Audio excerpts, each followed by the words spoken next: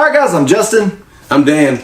And today we're going to go over another couple of round of classic wrestling pay-per-views. So join you a comfy spot and join us as we go over another couple of pay-per-views here on today's episode of One Fall to a Finish. Are you ready? Let's get ready to rumble!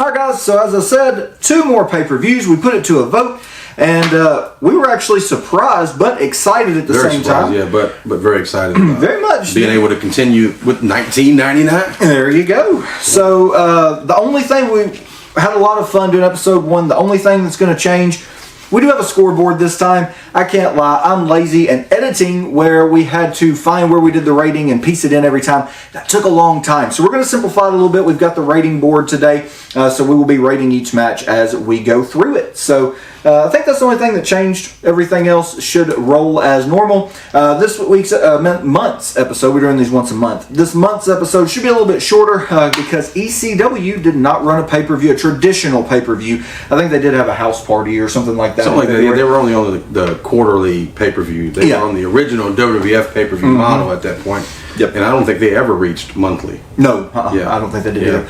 So we did skip them. If they weren't on traditional pay-per-view, we're not going to review it. So that does put us in 1999, as we said. We will start on actual Valentine's Day, February the 14th of 1999, with In Your House, St. Valentine's Day Massacre from the WWF.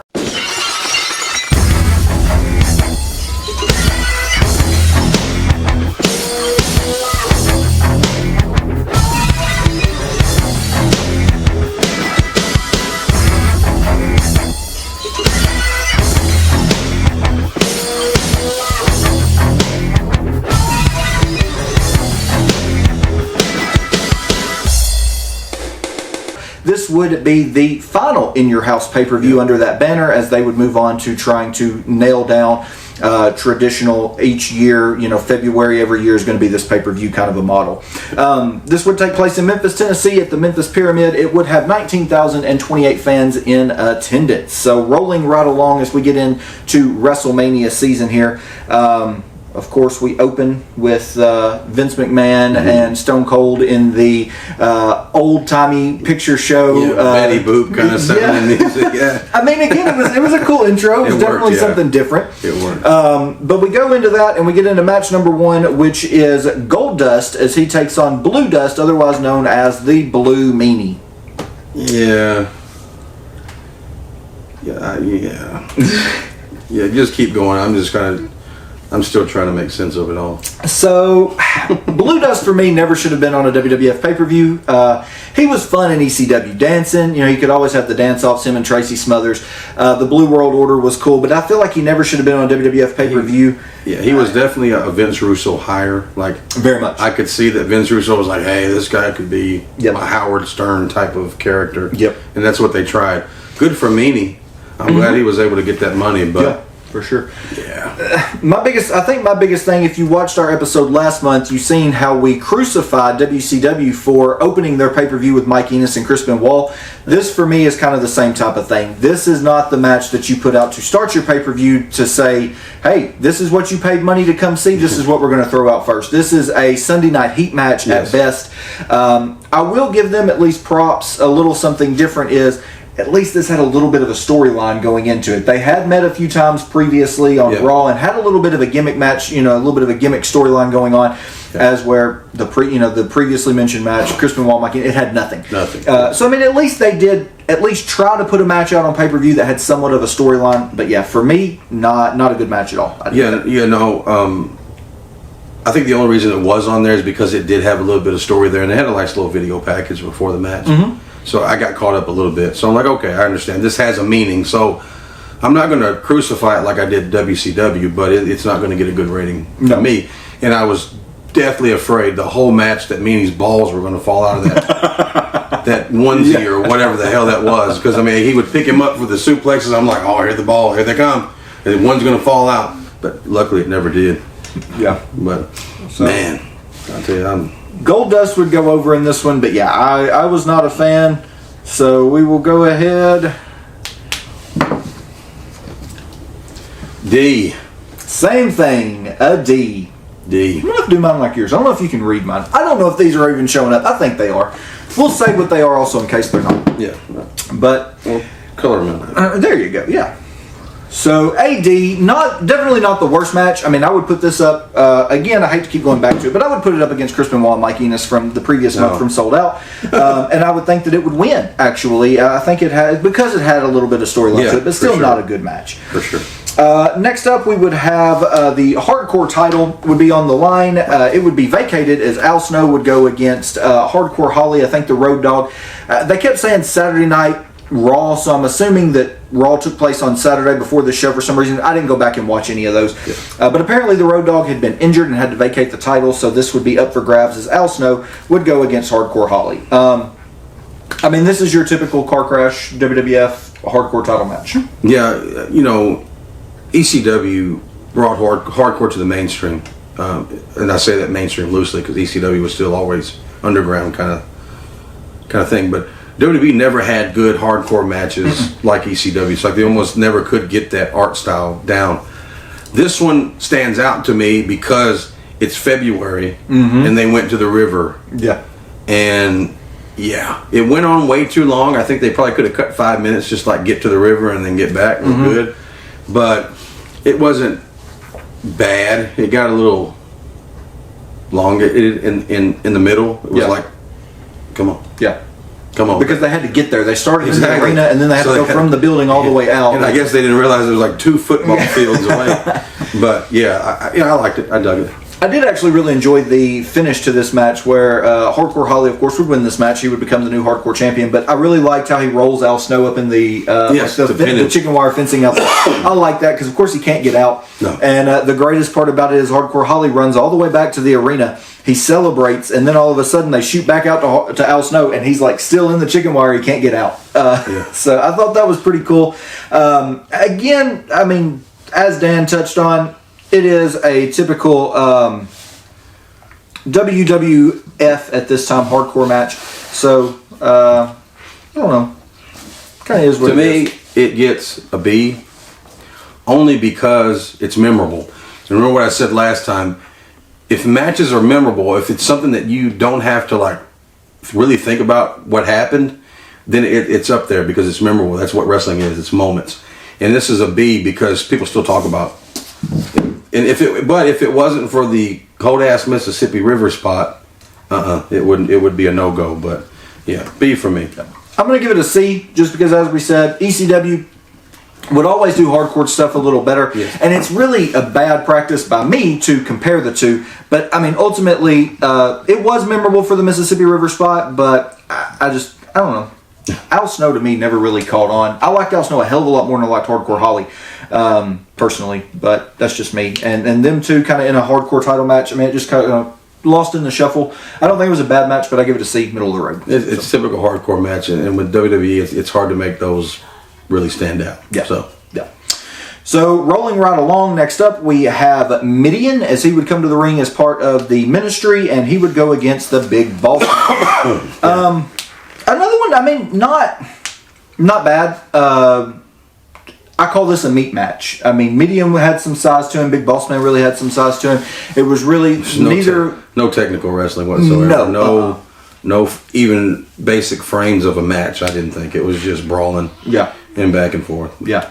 I love the ministry is because, again, you're watching Horrorland Media, so on the YouTube here. So, of course, I loved the horror aspect of it. So, like, Midian coming to the ring with the eye. I love that. I thought that was cool. Putting it on the desk. And And the whole time you got Jerry Lawler, he's like, oh, it's looking at me. Like, whose eye is this? So, I mean, but short and sweet match, not too long. I didn't feel like it overstayed its welcome necessarily. Could it have been a little shorter? Probably. Yeah. I mean, that's the way with a lot of these preliminary matches. When you're trying to go 3 hours on a pay-per-view, pretty much all of them could be shorter. Yeah. But I mean, I didn't feel like it overstayed its welcome. I didn't find myself like, God, this match sucks, and looking at my phone. But it was just okay. I didn't love it by any means. I did look at my phone several times during this match. I've never been a Midian guy. I understood his place. in the naked median later on. A fanny pack. Yeah, fanny covering the fanny. But yeah, no, it's. I'm gonna grade it right now. It's a D. Okay. D for me, all the way. I like both those guys. Boss Man, of course, like I said last time, I was so happy that he got that second run, and it would continue, I guess, for like almost another year and a half before I think his in-ring career was over. But yeah, there just wasn't nothing for me. And I kept thinking, I'm like, I don't remember. Midian or Phineas is what I want to call him. Is he just seemed kind of sloppy. I mean, he seemed like he was out of his element in a way. I'm not sure why, but yeah, D. Yeah, I gave it a C. I didn't think it was terrible. It's a big meat match. It's hard to to really rate those as like being very high. They're never going to be A matches typically. No. But I mean, overall, I didn't think it overstayed its welcome. I thought it was okay. I gave it a C. So. And no offense to Boss Man, but Boss Man never had a B or an A match, in my opinion. No. It didn't matter which incarnation he was, whether he was WCW, WWF, WCW, or WWF again. Yeah. So thank God he wasn't wrestling nails. Very much so. Or dragging the casket for Big Show to ride on. Yeah, exactly. Yeah. So next up, match 4, we do have the tag team title match. This would be D'Lo Brown and Mark Henry going against Owen Hart and Jeff Jarrett. Again, okay. Yeah, okay. Mark Henry, I think, was 2.5 years into his career, so he was still. Sexual Chocolate was probably the most over he ever was, and I did like that part. I guess this was like the introduction of Ivory, kind of like in the previous few weeks before. Yeah. Which I loved Ivory. I liked her in Glow back in the day. I've always been a huge D'Lo Brown fan. Always. Thought he was tremendously underrated. Put that guy in a different time period, he would have been a star, like a superstar. So. Yep. Owen Hart, Jeff Jarrett, excuse me. They're two pros, so you could tell that they were leading the match. I didn't hate it. I didn't love it. I knew that I saw the point. I saw the reasoning, but it was a typical Attitude Era match.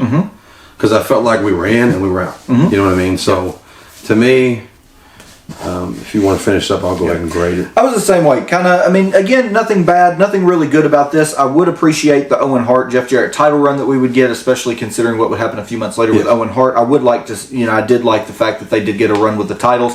But really, this was just, as we said, it was just a means to get in, get out, to be able to have the tag team titles on the pay-per-view. There was a little bit of build behind this match, mainly being behind D'Lo Brown and Mark Henry with Deborah. But it just was what it was. So nothing great for me. Yeah, and one thing I've caught myself doing since we started this, I'm going back and actually watching whole pay-per-views, and I can't get it out of my head that when I watch an Owen Hart match, I'm like, man, just a few more months from now, he's not going to be with us, and I can't shake that thought every time I watch an Owen Hart match, and I hate that because Owen Hart was one of the greatest of all time. But I've noticed that I'm like, I just keep thinking, I'm like, man, he only had a few months. And I kind of get depressed watching his matches. You know what I mean? But that's just the thing. But for me, C. Yep. I match your C with a C. I was the same way. There again, a C, middle of the road. Nothing fundamentally wrong with this match. No. Just nothing great or that stands out really about it either. So C. Next up, probably one of the biggest storyline matches on this entire card, minus the main event and the semi-main event, would be the Intercontinental title with special guest referee Billy Gunn, Mr. Ass, as we would see Ken Shamrock go against Val Venus. Again, that is for the Intercontinental title. Also, Ryan Shamrock would be the big story, the cohesive centerpiece. Yes, the glue that holds this entire thing together. Yeah, the whole reason we're here. Ryan Shamrock, Ken Shamrock, excuse me. His little sister storyline. Remember me telling you that? Whatever. They ended up having an affair together. But anyway, going back, because I didn't really watch a lot. I did back in the day, but if I go back and watch wrestling throughout these years, I don't go back to watch Ken Shamrock. So with this podcast, I'm paying more attention to his work. You saw a lot in him. I don't see hardly anything in Ken Shamrock. I felt like he's one-dimensional, and every match that Shamrock's in is the same match. It's a Shamrock match, and I didn't think this was any different. Val Venus is a hell of a hand. Great technician in the ring. Could get great matches out of everybody, but it was still a Shamrock match. So I'm not going to grade it that well, but that was my opinion on it. I'm like, it looked the same as the Royal Rumble match. Okay. It was a Shamrock match. Yeah. I mean, I will agree. I always like Ken Shamrock, but I can see what you're saying about him being one-dimensional. They very much leaned into like the UFC gloves, and they very much leaned into his background in that, the cage fighting and the. So I mean, I can understand that, and I get that, and I appreciate that. But he never evolved. He never we never saw any other side of Ken Shamrock other than not really. And even when he would go to TNA, he would lose the gloves. He would be a little different, but still really the same character. Same one-dimensional kind of thing. I can totally understand that. I'm the same way. I thought this match was fine, especially for the Intercontinental title. I like to see that belt have some build-up, and this one had build-up. My biggest gripe and complaint about this is actually going to be the very end with Billy Gunn. It was extremely stupid. It made no sense, and it lost quite a bit for me just off that angle alone. So you have, of course, Val Venus goes over. He is your new Intercontinental Champion. And then it's Ken Shamrock pushes Billy Gunn. Billy does the fast count. Ken Shamrock attacks Billy Gunn after that on the ramp, and then instead of Billy Gunn just going to the back, he comes back to the ring and attacks Val Venus. Yeah. Which it made no sense. Val Venus didn't do anything to provoke him. Again, I can't remember. I'm sure that the Intercontinental title would have evolved some of those people at WrestleMania. I honestly can't remember WrestleMania that well, 15 well enough to remember the undercard to know if it did. I'm sure that's why they did it. They were probably setting that up. But it just made no sense. It was extremely stupid. So that's my one gripe. Overall, I thought it was a decent match.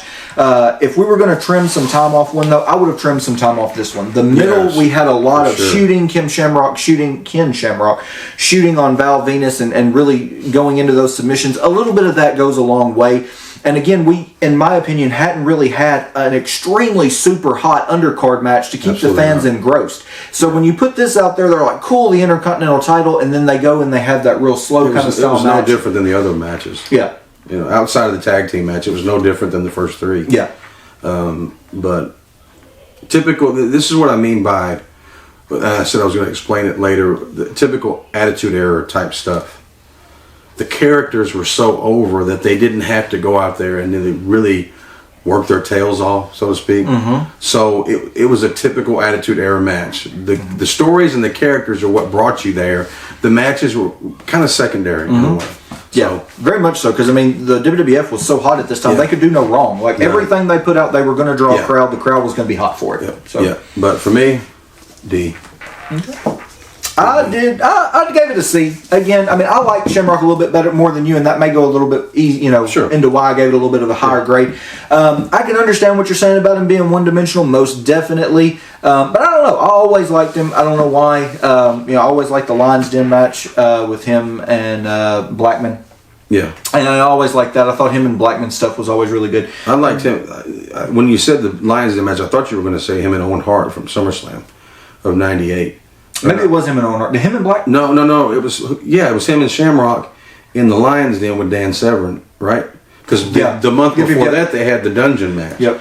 That was my favorite Ken Shamrock program was with Owen. But this one, I think him and Blackman had one too, though. Later, they did. I think. They did. Yeah. But I thought when you said that, I thought that's where you were. In all honesty, I'd forgotten all about that one. But yes, you are. Yeah, very much so. Yeah, that was the first Lions Den match, and it was much better. I'd honestly forgotten about that one. Alrighty, so moving right along, match 6 on this card, we do have Triple H and X-Pac as they take on Kane and Chyna in a tag team match. You say typical Attitude Era match? That's what this is for me. Definitely. Definitely. A lot of people, I've watched some reviews and stuff along the years on this show, just being from Memphis and everything, and a lot of people like this match. Like, they hold it in high regard, and I'm not real sure why. I really don't understand why. this is like maybe barely a step up from David Flair's fiasco last month with WCW. Yeah. China was very inexperienced, very new. You could tell that they were babying her, keeping her in there very little. But man, I just, it was a match. Like high regard. Not in my opinion. It was just. I think you had too. It was what it was. You had too many styles in this match. You had Triple H, who was the heavyweight, Kane, who was the heavyweight, X-Pac, who is a cruiserweight. He had bulked up a little bit and had tried to kind of not really move into that heavyweight spot, but he had bulked up a little bit. And then you had China, who was inexperienced, and you put those four in there together, and it's like Kane and X-Pac didn't really match. Anybody that was in there with China didn't really match, and it was just a very bowl of mashed potatoes, man. That's all it was. Yeah. You just stuck it in there and mashed it all together, and it didn't work. And again, I mean, you know, the storyline, again, that's what we're here for. That's really what this pay-per-view is. I feel like we had a clear-cut idea of where we were going from WrestleMania, or to WrestleMania from the Royal Rumble, and I feel like they were like, well, damn, we've got another month in between there that we have to have a pay-per-view. Let's do this. Let's do this. Because didn't Triple H end up joining the corporation and being right back with China? At some point, yeah. I'm not sure. Again, because I hadn't watched it, I'm not sure exactly when that happened, but yes, he did. Because that was when he would wear like the chain mail or whatever coming out, kind of like Scott Steiner's headgear. Yeah. But yeah, I mean, yeah. Again, storyline-wise, you know, China, of course, turns on DX, and I don't know. I don't know. DX, I feel like had a lot more legs left, and to do that, the corporation to me was kind of like the NWO. Nowhere near as bad in any way, shape, form, or fashion, but it was like every week you would have a defection. You would have a defection to the corporation, but then you have the corporate ministry. Yeah, at least though, whenever you did have a defection to the corporation or the corporate ministry, at least it was storyline related. But NWO was just like, hey, I was not with you this week, and I am today. Yeah. Like it made no sense, but at least they tried to, and they tried to turn those storylines into matches. This one though, for me, didn't hit. No, absolutely not. I got bored. So the other reviewers are saying high regards. I don't see it like at all. And I had totally forgot about this match until I watched the pay-per-view.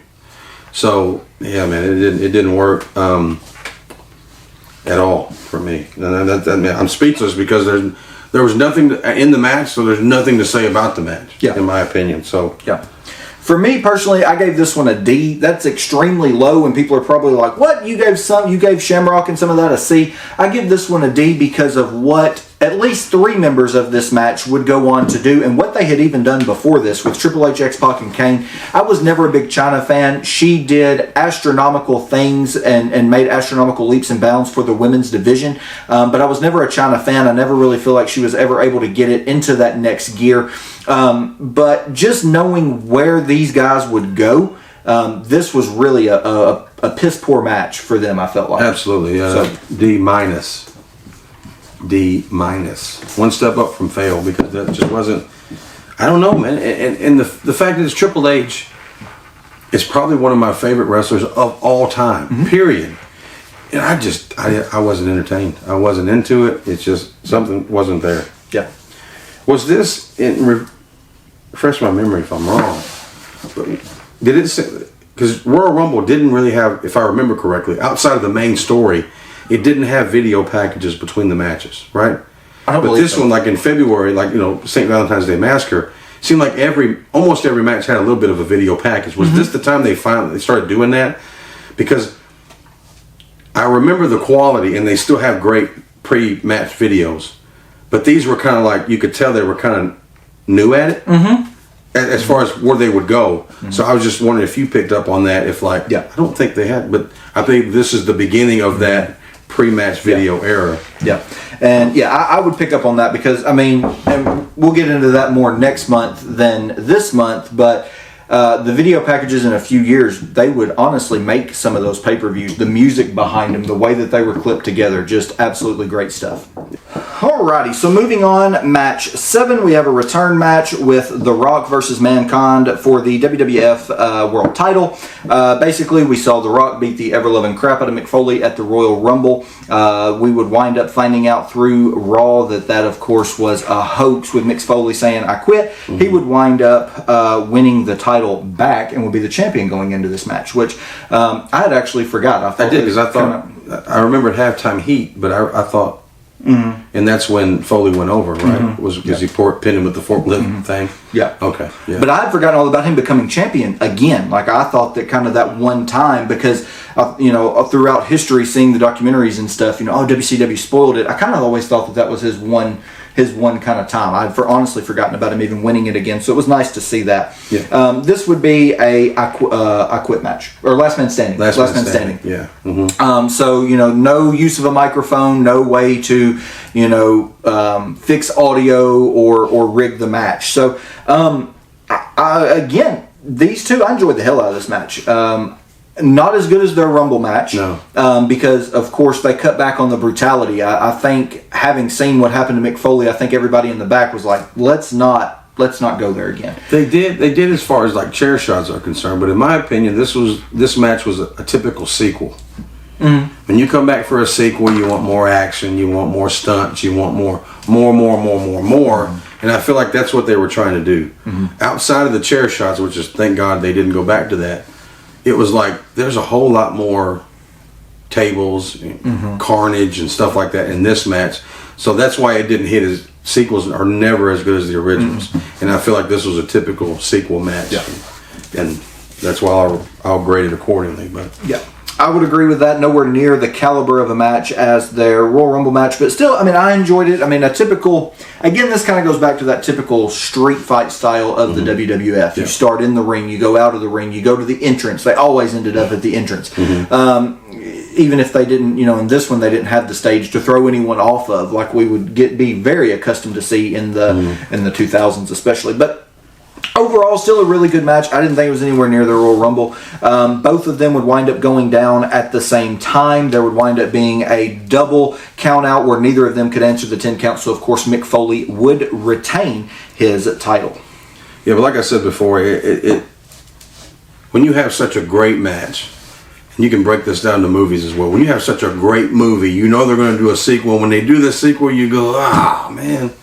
Like, I'm loving seeing this again, but it's just not as good. So for me, it was a C. Because it was, the I Quit match had so much story going into it and so much story inside the match.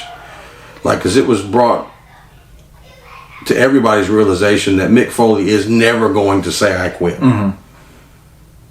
But he never did. You know what I mean?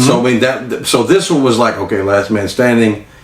Okay, I kind of feel like we've been here before. Typical sequel, but it wasn't done as well. Yeah, in my opinion. I give this one a B. We gave the Royal Rumble match an A.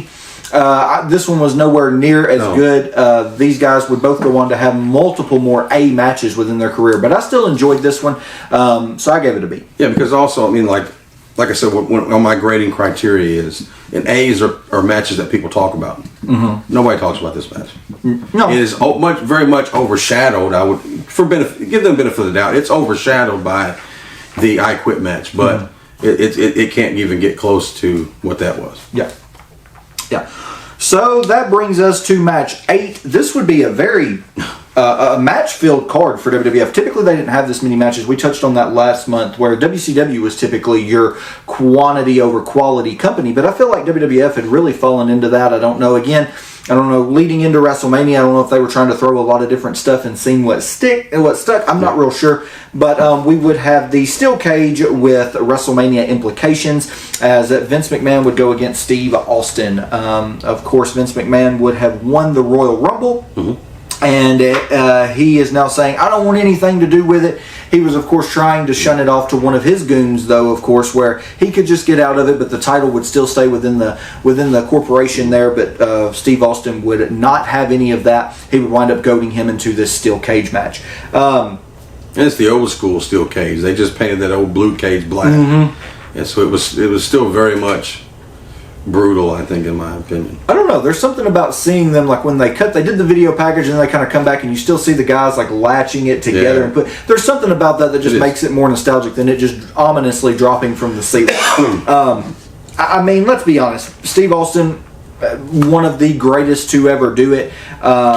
He wouldn't always have the greatest matches because his moveset was kind of limited, but as far as star power, one of the absolute greatest to ever do it. And then you have Vince McMahon, who... Yeah.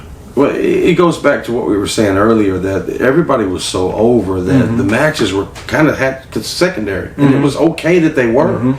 Because nobody cared at that moment, 26 years ago, nobody cared that, man, that match was crap. No, they were like, Austin's finally going to whoop his ass, and he's in a cage, he can't go nowhere.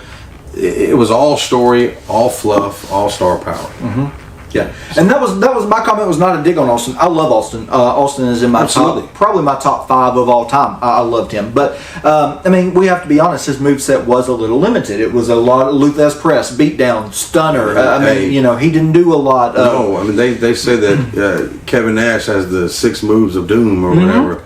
Austin might have 8 or 9. Yeah, you know what I mean. But at the same time, he didn't need it. No, he didn't need it. They just wanted to see him come out there. You and take whoop those ass. 6 moves and those millions of dollars that they made over the course of their career. Yeah. Why do you need 15 or 20 moves or even 100 moves? You absolutely don't. I mean, hell, you've got Dean Malenko, the man of 1,000 holds, and I guarantee you, he never even got one paycheck that was even remotely close to Kevin Nash, or Scott Hall, or Steve. Never. Or Steve Austin. Yeah, no, ever. Nope.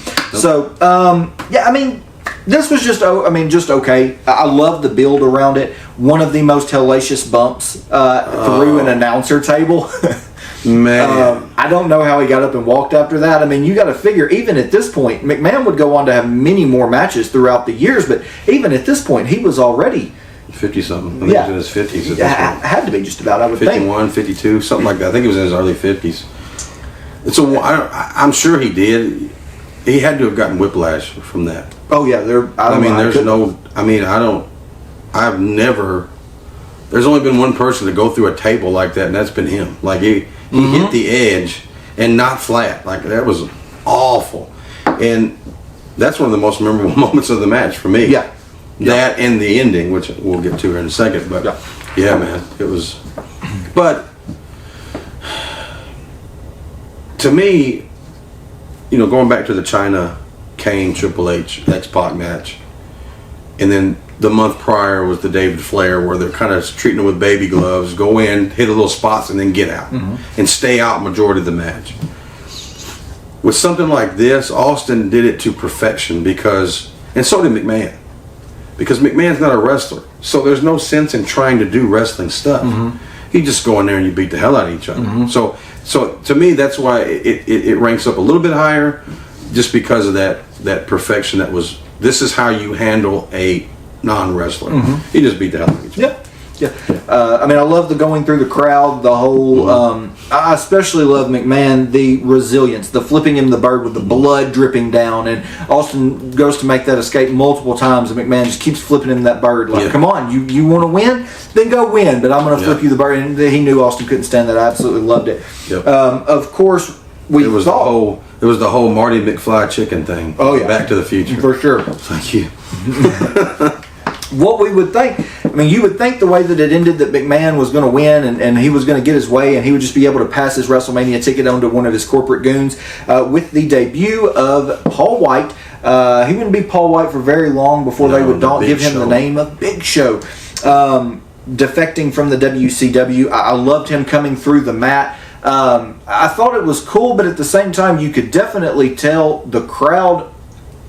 He was not a very huge superstar in WCW, and I feel like when he made that debut, they were just kind of like, oh, okay, it's this guy, but I don't feel like it had the oomph that they were really looking for. No, you know, they like to say that even back then, of course we were kids, but back then they would like to say that WWE had their audience and WCW had their audience.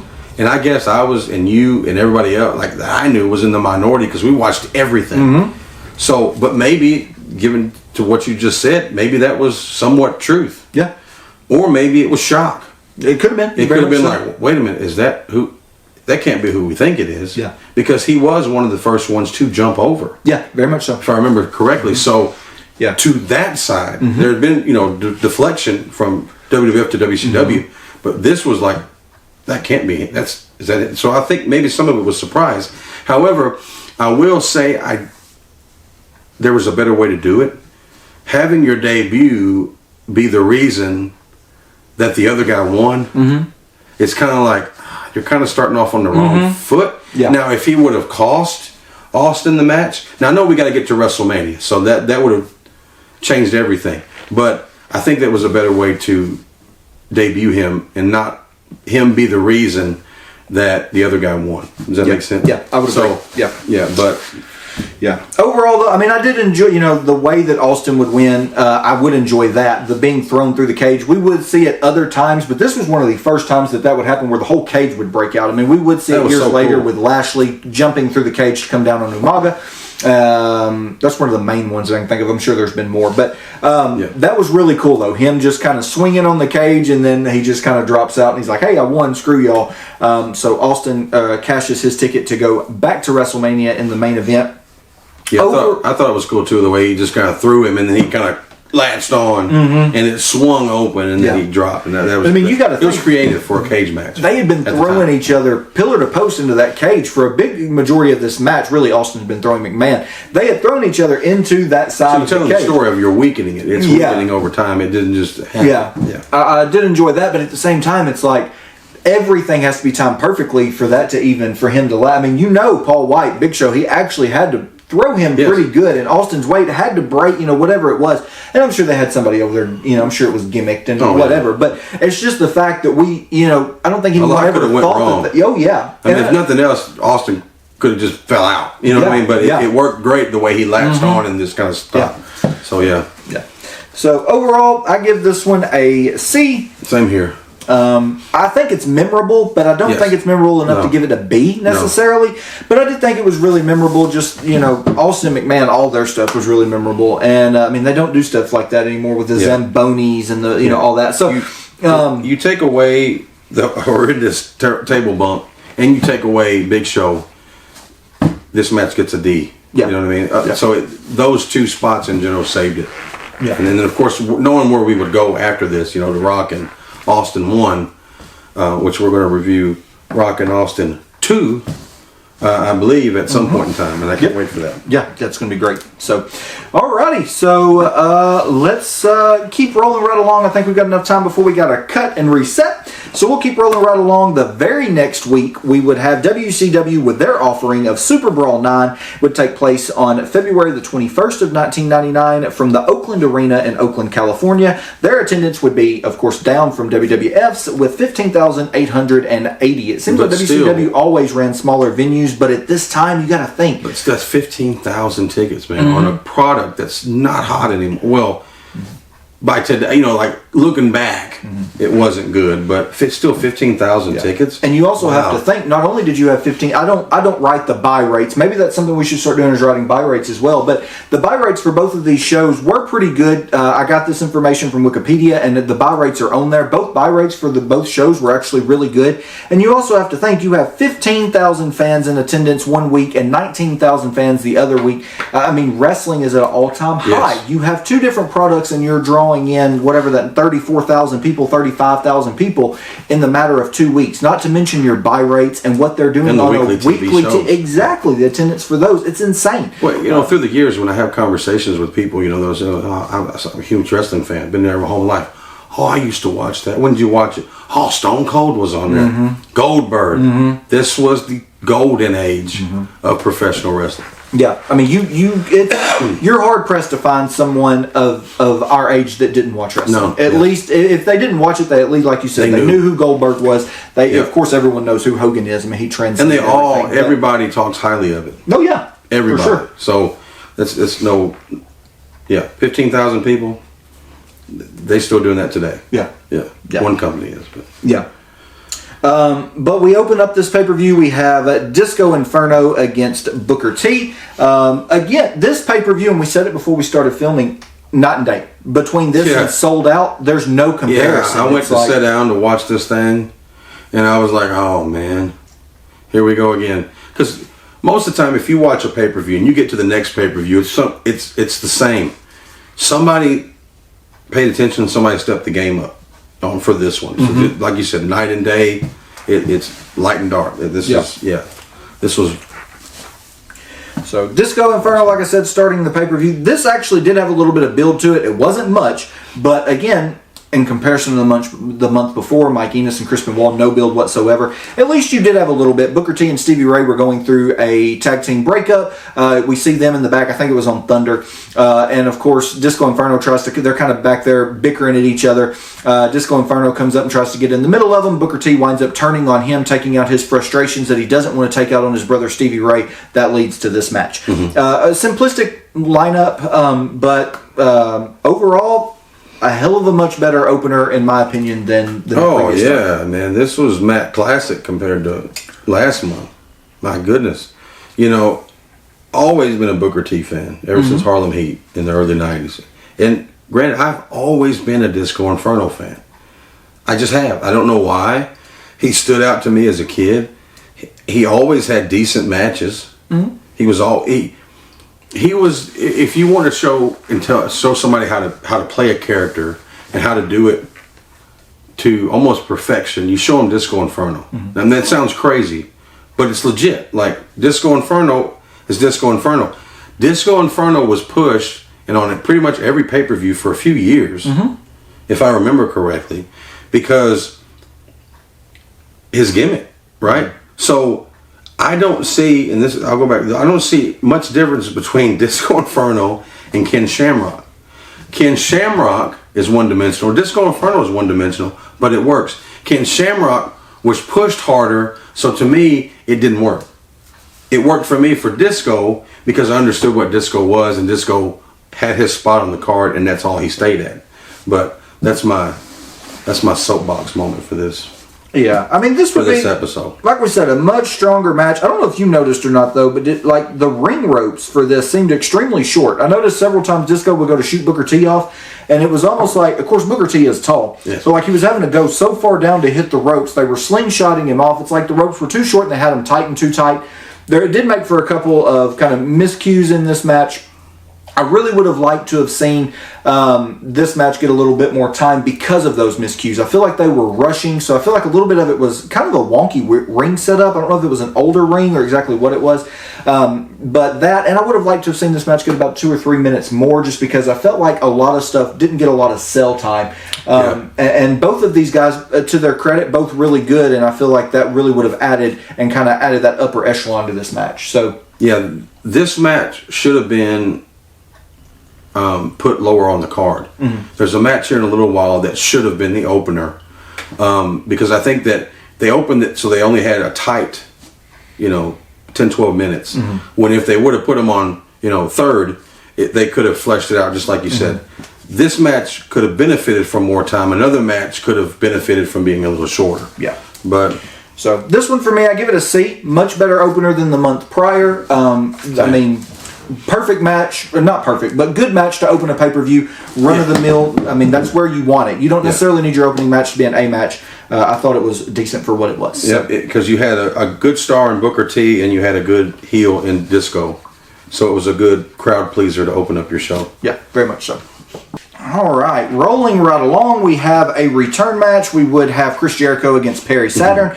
Perry Saturn in the dress. Yeah, Perry Saturn in the dress. So this match, I love both guys that are in it. I think Perry Saturn, you touched on it last month, I think Perry Saturn does not get anywhere near the credit that he deserves. And I think a lot of that probably has to do with his addiction and everything that he has done to himself. His later part of his career, kind of overshadowed, unfortunately, the ECW and WCW runs, in my opinion. Post-Flock run in WCW. Yeah. So, this would not be... I said last month that I felt like, Jericho was on the way out. We all already know that.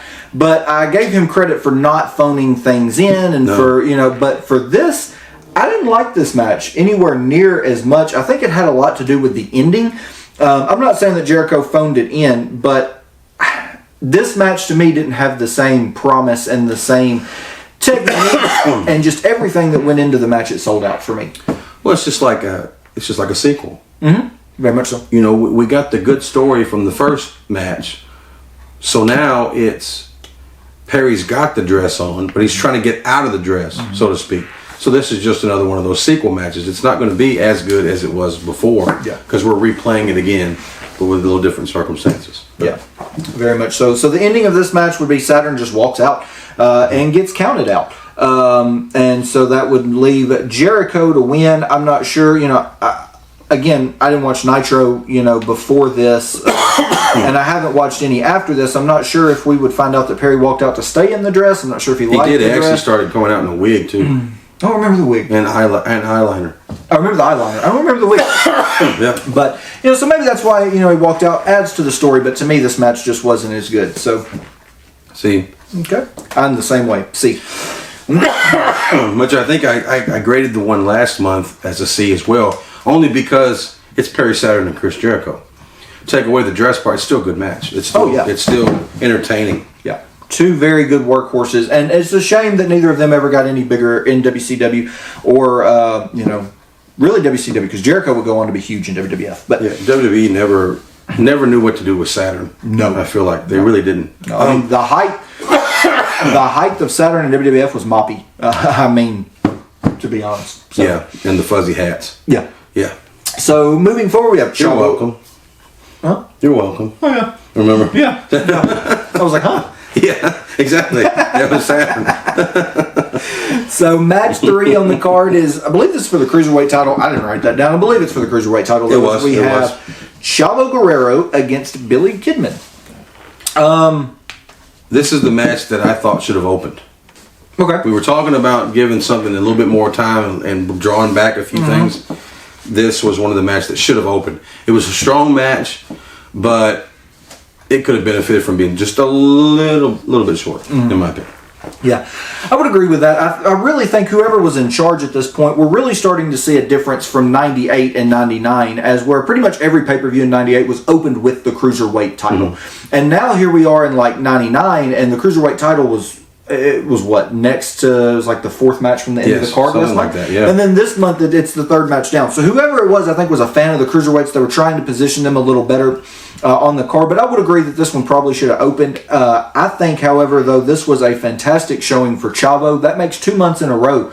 I had honestly forgotten a lot about, again, I haven't watched these pay-per-views in probably 10 or 12 years, so I had forgotten a lot about just how good Chavo really was at this time. I felt like him and Screaming Norman had, or well, he wasn't Screaming Norman yet, but Norman Smiley had a great match, I felt like, the month prior, and I felt like this was a pretty good match, and I felt like he was really raising his stock in WCW at this time. Of course, he's a Guerrero, so how couldn't he be good? But I had forgotten just how good he was, and these matches have really, watching these back, it's really shown. Yeah, I think this was the beginning point of Chavo trying to be standalone and trying to actually be taken as a great in-ring competitor, and not just like the Pepe thing, and not just Eddie Guerrero's nephew.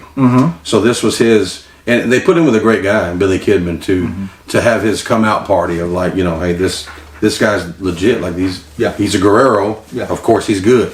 Yeah. Billy Kidman, I believe Billy Kidman would win. Again, I didn't put that. I'm almost positive Billy Kidman won and would retain the Cruiserweight title. So overall, though, decent match. I think me and Dan said it, and I would second that we think this should have opened. Could have been a little bit shorter. Overall, I give it a C. Good housekeeping match. Same. Again, you can already tell, especially by Dan's ratings on this. This is, again, just night and day from sold out. I don't really know, and I don't know why it's so different. Did somebody see that card the way I saw it? And man, let's never do that again. Something had to have been something. I mean, hell, we could have had a completely different booker, especially with, again, through all the documentaries that you would see. The booking hat in WCW changed so much. Yep, you're right. The next match here, this one's a tough one. So next up is the WCW Tag Title match. This is Chris Benoit and Dean Malenko as they go against Kurt Hennig and Barry Windham. The reason I say that this is a hard one, we didn't watch the Nitros prior to, so I don't remember the tag tournament. But however, the stipulations put in that Dean Malenko and Chris Benoit had to beat Kurt Hennig and Barry Windham twice in order to become the champions. And they did these back to back almost. It wasn't a 2 out of 3. It was it could have been. But I don't know. I feel like they almost should have broke this up. I feel like this could have opened the card, and then you could have left the secondary match, which we would get. You could leave that on this position. It was almost like giving them 2 back-to-back matches made this entirely too long for me personally. I thought it was still a great match. I mean, look at who you have in it as far as workhorses, but that's true. Lengthy. But man, to me, it's still, and I'll agree with you there that it should have been split up. But to me, it's mashed potatoes, man. Like, you got Benoit and Malenko, great technicians. Really, Benoit being intense, Malenko being that super technician against 2 old school cats. Mm-hmm. To me, it was mashed potatoes. I'm not going to grade it probably as high as you will, but I will agree with you that it should have been separate because it was like, oh, okay, no, why are we doing this kind of thing? You know what I mean? Like, why does this have to happen like right now? Yeah. But hey. Yeah, they didn't really get a good reset time. And I mean, again, not having the reset time, it would make the ending a cluster. Yeah. They were supposed to get like a minute breather or a 30-second breather in between, and instead you just have Barry Windham who just goes. He knocks down, I believe he pins Dean Malenko. He knocks him down. He gets on top of him to cover him, and the ref just counts. Like, screw the reset period. There was none. And of course, we would see Kurt Hennig and Barry Windham become tag team champions. I don't know. Again, I think if you're going to have that stipulation where they have to beat you twice, they should have gotten kind of a breather. They should have had the rest period, maybe even break it apart. However, I mean, I still thought it was a good match. It did drag in a few parts, but with these guys' styles, they do have that very technical style, especially with Dean Malenko and Barry Windham being in this. So, of course, they were going to have some slow down moments. And when you have to go 20 minutes, you're going to have slow down moments as well. You got to have slow down moments. But, I mean, overall, I still enjoyed this one, personally. Not me, not as much.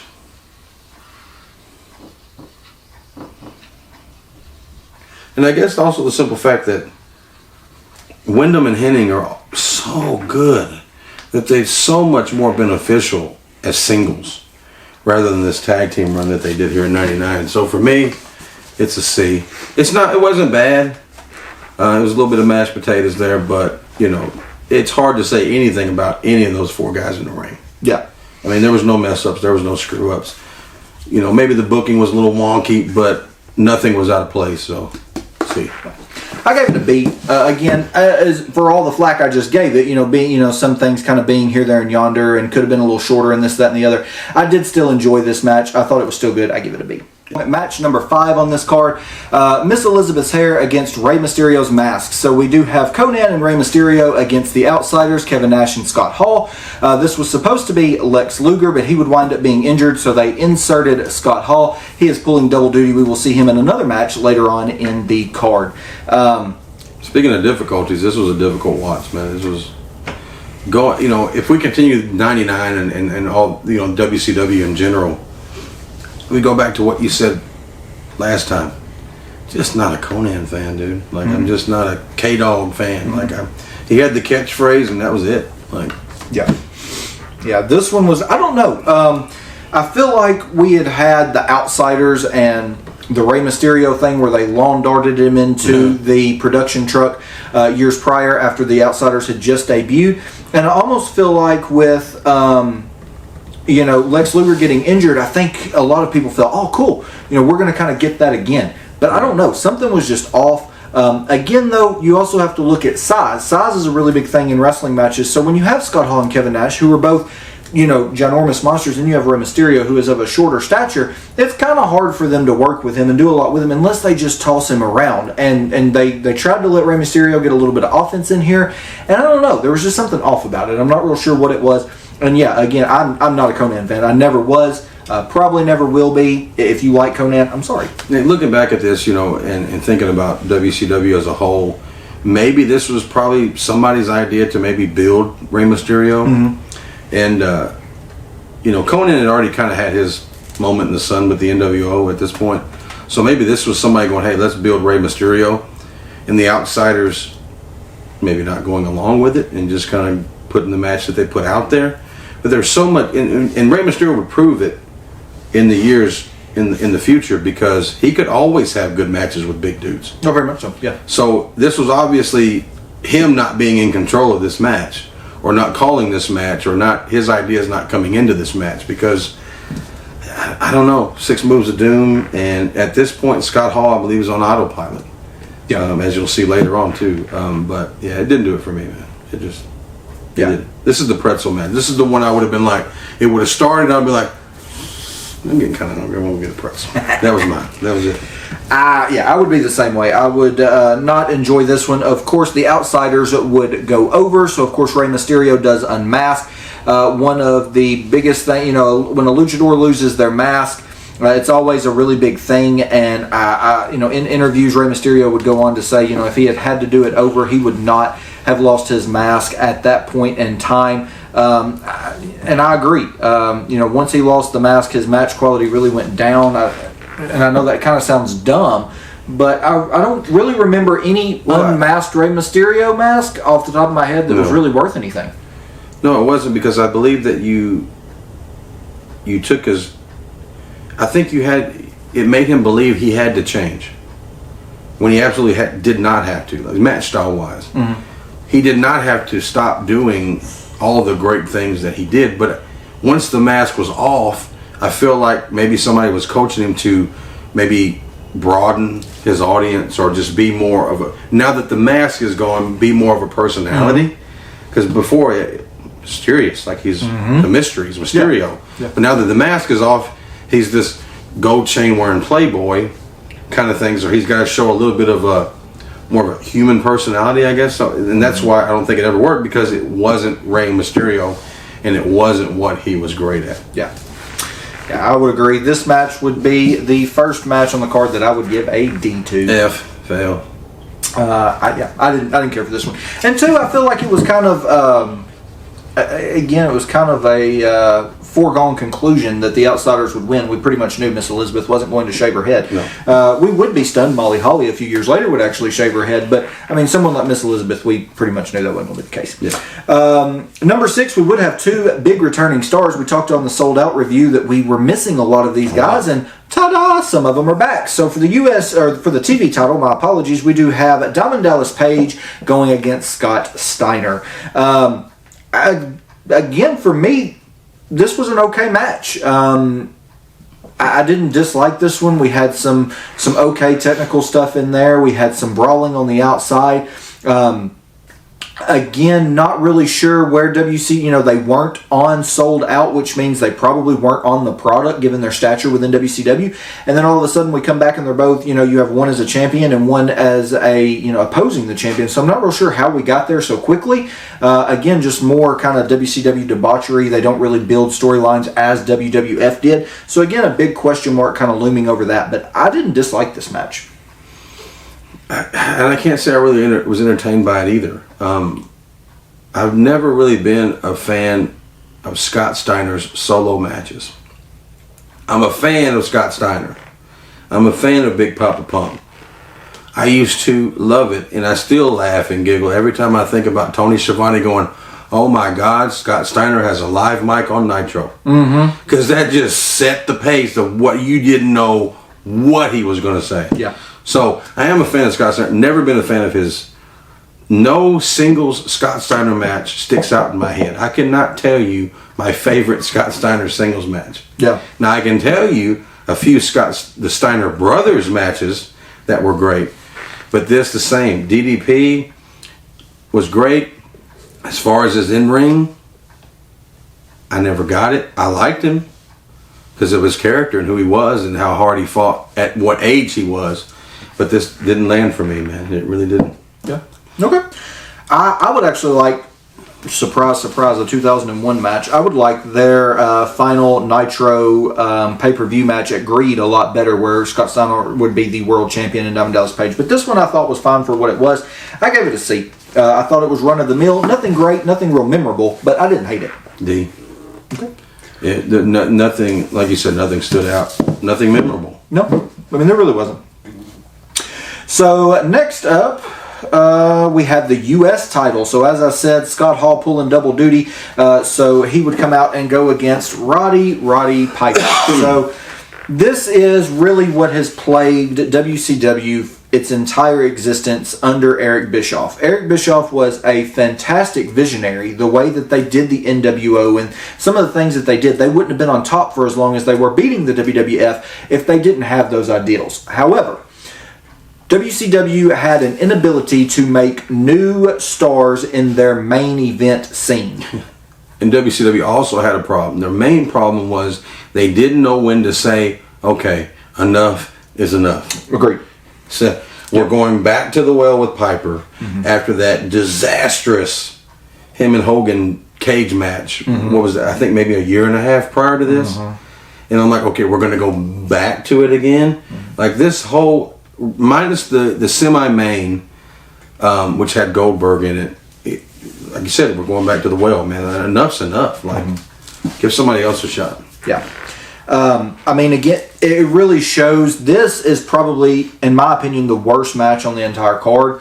Piper was blown up. Scott Hall tried to pull a match out of him, and he couldn't do it. And as you said, I think Scott Hall was already on autopilot at this time. I think he was going through, his personal demons and the drinking and things were already starting to catch up with him. But I do feel like he was at least trying. It would be if you look at this Scott Hall and you take a year from now at Super Brawl and you take Scott Hall in the three-way dance with Sid and Jarrett, they're two completely different Scott Halls. So I say Scott Hall is at least still trying here. He is on autopilot, but I do think, he is still trying. But man, Piper was just not very good. Of course, we would have,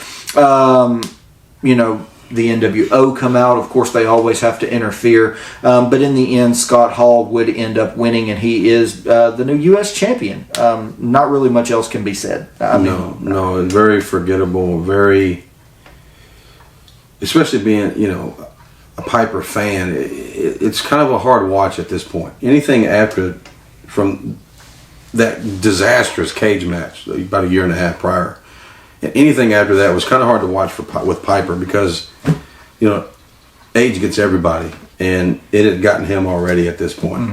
So, yep, Father Time is undefeated, and WCW, they really, again, when you put a product out there like this, they should have known Father Time was undefeated, and they just thought that it was good. And I understand them wanting to pay homage to the people, but man, like you said, enough's enough. This one for me got an F. Yeah, F. I think that may be the first F I've ever given. It is. Whoa. Not me. Man. Yes. Not me. More to come. Yeah. In a future episode, maybe. I can tell you I don't have any more Fs for this pay-per-view, but some we're pretty damn close. Next up, match 8 on the card. Again, pretty lengthy here, but we do have the payoff to what they've been building ever since Bigelow's debut with Bam Bam Bigelow against Goldberg.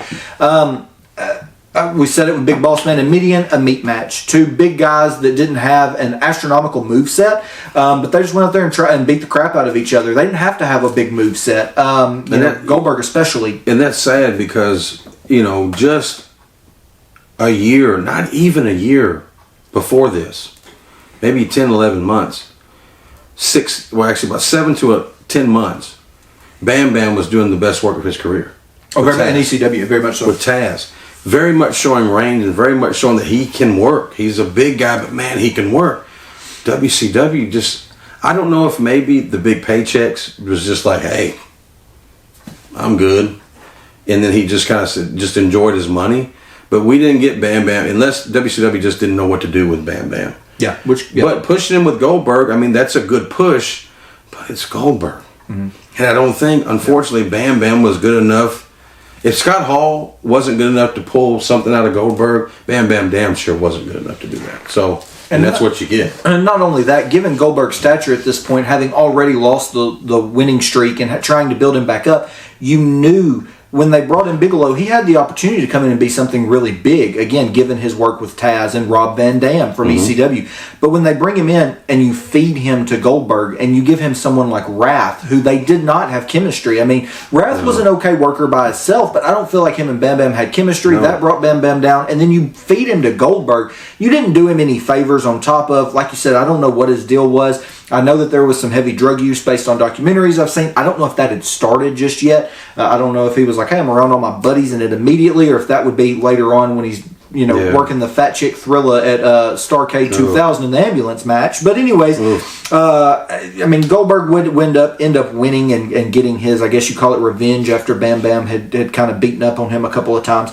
But yeah, I didn't care for the match. It didn't hit very many cylinders. No, for me. you book Bam Bam in a corner, man, because you can't beat Goldberg again because you're trying to build Goldberg back up. Mm-hmm. But it was the wrong time for Bam Bam to lose. Because what did he do after this? Nothing. So he would, they would form the Hollywood Triad later on, but they never really did a whole lot either. I did like that group, but they never did a whole lot. That was the worst DDP ever had in WCW, in my opinion, was the Triad. I feel like because of the Triad, I feel like he had to play his character over the top, and he was not one that needed to do that. No. But I did like them as a group. I loved Kanyon. I thought Kanyon was a fantastic workhorse. DDP, in my opinion, was WCW's John Cena. You never had to turn DDP heel. No. So when you did, it didn't work. You know what I mean? It just didn't work. Yeah. And how much of that was done because of Ready to Rumble too, because of the character that he played in that. There's a lot. There's a lot of things in WCW that can be arcing back to, and it's like, well, how much did Ready to Rumble really influence that? Not just the David Arquette title run, which I don't know if we'll cover that or not, but just some of that stuff. You never know how much the movie industry, because they hinge so much on that movie. Because that was, I think WCW thought that was going to be their resurgence, having a film out in the theaters that was going to bring back some of these long lost people. But they obviously didn't watch it. No. I mean, they would have watched it. They would have been like, okay, we're not going to do this. You probably would have lost more fans. And plus, back then, at that time, when Ready to Rumble came out, you were still trying to protect kayfabe. Yeah. So I guess they may, okay, well, if he's a heel in the movie, then he's got to be a heel on TV because we don't want to confuse our audience, which you weren't. Ready to Rumble's fault. Maybe we'll review that one day. Yeah. That'd be a good review. So I gave it a D. It would not be the worst. I think Bam and Wrath was worse, but this was pretty bad. So I gave it a D. So and I graded harshly because I've never really been a Goldberg fan. Ever. I didn't get the hype. I thought it was cool because it was this long streak, and this because it was something different that hadn't been done in the years prior. But I never understood the hype of Goldberg. Yeah. So now we move into match 9 on the card. And while this was a much better pay-per-view than Sold Out, 9 matches on a card, I was struggling at this point, especially because we started the pay-per-view really strong and we've had a couple of really clunky, not so great matches here kind of towards the end. Yeah, when you would think it would be building up. Yeah. And you think that these last few matches would be what you remembered. Yeah. But again, hearkening back to what we just talked about, WCW's inability to create new stars. Our main event in 1999, guys, is Ric Flair versus Hulk Hogan for the world title. Now, if you had Ric Flair versus pretty much anybody else, it probably would have been a better match. Ric Flair could still actually wrestle at this point. He was still doing, the flip off the top rope. He was still pulling out all the stops. But Hogan, man, damn, you could tell here at the end, he's really kind of struggling to walk. His knees were already kind of buckling. I don't know if he was already needing the knee replacements that he would eventually get. But man, this was pretty rough. And I think he might actually take some time off to get knee replacement because he would come back as the red and yellow later in the year. I'm not sure exactly if he took time off or if he just swapped out of the blue as WCW was keen to do. I think he took time off until the spring when he came back and said he was going to run for president. I think that was his when he came back. But you're right, man. It just, enough is enough. We did this when Hogan first came in 94. I think we did it 2 or 3 times since from 94 to now, right? We had Hogan and Flair. It was almost like we ain't got nothing. Kind of like Whipwreck, Tajiri, and Super Crazy. Oh, we ain't really got much else. Let's put those 2 together. We'll sell tickets. Except you could watch that and smile. You watch this and you're like, damn, is this over yet? Exactly. This one was rough. There's not really much to say. I will say they did swap this one up a little bit with the going out in the outside the ring and getting the blood. They did try to swap it up a little bit, but man, again, you've got at this point Hogan's 50s, late 40s, early 50s probably, and Flair's probably the same. So I mean, they're right there together, and it just wasn't good. I was not a fan of this one. You do have, of course, the ending. Everybody's David Flair coming out. that was the opening of the pay-per-view. Was Tori Wilson in a red dress? You didn't know who she was. That was kind of her introduction to WCW, which I had forgotten about, by the way. Yeah, and everyone's just kind of like, who is that? Who is that? We have her come out at the very end to the big reveal of the masked man who has. And again, another thing. Enough with the damn taser, WCW. Like, good God. Like, so anyways, the masked man comes out. He tases Ric Flair. You're like, oh my God, who is that? And the reveal, the big reveal, again, to end your pay-per-view in 1999 when the WWF is kicking your butt, is David Flair turning on his dad. Yeah. Exactly. It went over like a fart in church. It just, nobody cared. They did not. Nobody gave a damn. If they had spent better time developing that father-son relationship on the television show, it probably would have meant something. But it just, you had just had them in a tag match the month prior, and that was really all you had really seen of David. Exactly. I mean, you had seen more of David Flair, but sure, but you didn't see that. I guess they thought maybe they built it up enough to where, okay, this is a dad. You know, he's hating to see his son. You didn't even give us how close that relationship. Well, you didn't have us time to digest the closeness of that, and you definitely didn't show it to us. So when he turned on him, it's like, okay. You want your sympathy to go to Ric Flair, but it kind of doesn't, because it's kind of like, well, his daddy never was around when he was a kid, so I'd hate him in the nuts too. You know what I mean? So you did the total. It just, nobody cared. Yeah. They didn't have time. They didn't have enough time to care about David Flair. Nope. Yeah. So again, lack of inability to create new stars and lack of storytelling. F-. I did go ahead and give it a D. I would like this actually a lot better than a lot of the other Hogan and Flair matches, even though they were broke down and beat up at this point. I would like it actually better than some of their others. But so yeah, I mean, a decent start to the pay-per-view, ending with a couple of really bad matches. But again, I will say this: WCW, much like WWF, they still had the following. The crowd was still wanting to see this. Hogan and Flair was still over in '99, but watching this back. It ages very poorly. Absolutely, yeah. There's no, they were. You could tell they were still riding the wave of '96, '97. Yeah. But that wave comes crashing down shortly after all this. But yeah, it just overall D as far as pay-per-view. Overall a D. I would give this one a D as well, and I don't think we rated St. Valentine's Day. I think I would. Middle of a C minus for St. Valentine's Day Massacre. So I can probably go C2, yeah. It did, because it did have some good storytelling. And again, we were building towards Mania, and they were keeping some storylines intact there. So overall, I mean, pay-per-view of the month, based off score, has to go to WWF with St. Valentine's Day Massacre again. Yeah, that's just based on story, and in this time period, it's hard to top anything Rock or Austin and McMahon. Yeah. You know, and we know where we're headed, but WCW just seemed like it was running on three wheels. Yeah. But overall, Super Brawl, much leaps and bounds better than the previous month. Oh yeah. I mean, yes. Yeah, last month I gave it a straight F. This one got a D. Yeah. Because there were some bright points in it. You know, there was. Yeah. Alrighty, guys. So that has been one fall to a finish for the month. Next month, as we gear up for WrestleMania, we will be reviewing our favorite WrestleMania of all time. Well, mine of all time. I know it's one of Dan's favorite in this time period, WrestleMania 17. So make sure that you check back with us next month as we help you guys get ready for WrestleMania. We appreciate you guys checking us out today, and we hope to see you again next month. We appreciate it.